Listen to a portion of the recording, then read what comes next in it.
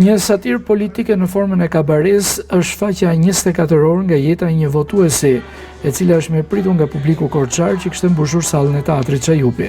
Shfaqja ndërthur komedinë, muzikën dhe satirën, ndërsa në qendër të saj është jeta e një votuesi shqiptar në 24 orë. Ndërsa pas kësaj dite të vetme, fshihen shumë vite paradoksesh dhe absurdesh të realitetit shqiptar. Për realizimin e shfaqjes, regjizori Adriata Dervishi është nxitur nga krijimtaria e Naun Shundit dhe Teodor Kekos.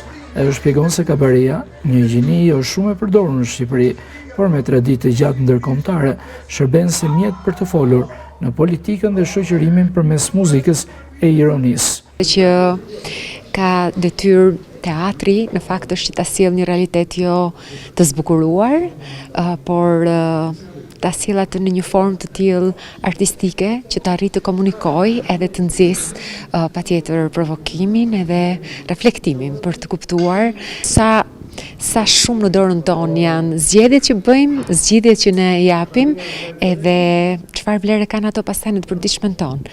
Në rolin kryesor interpretojnë Arben Derhemi, në rolin e një burri në moshë të mesme që prej 35 vitesh heziton të votojë, duke ngritur pikpyetje mbi pjesëmarrjen qytetare dhe përgjegjësinë individuale, si dhe Zamira Kita, me një karakter të krijuar posaçërisht për të, e quajtur revolucionaria, në rolin e nënës së protagonistit.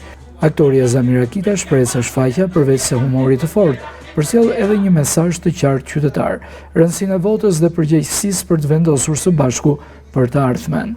Unë jam shumë e kënaqur nga ky bashkëpunim, nga kjo tematikë, nga kjo kabare politike, që ka muzikë, që ka humor, që ka mesazhe, dhe ajo që është shëmbitor është mesazhi i fortë që votoni sepse jemi ne që përcaktojmë fatet tona. Pjesë e kastit janë edhe Giuliano Brisku dhe Ermir Hoxhaj, të cilët sjellin në skenë personazhe të shumëfishta në stilin e arlekinëve modern shqiptar. Skenografia përreqet një ndërtesë në ndërtime sipër, simbol i tranzicionit të zgjatur shqiptar, ndërsa kostumet dhe realizimi skenik mbajnë firmën e Desantila Likës.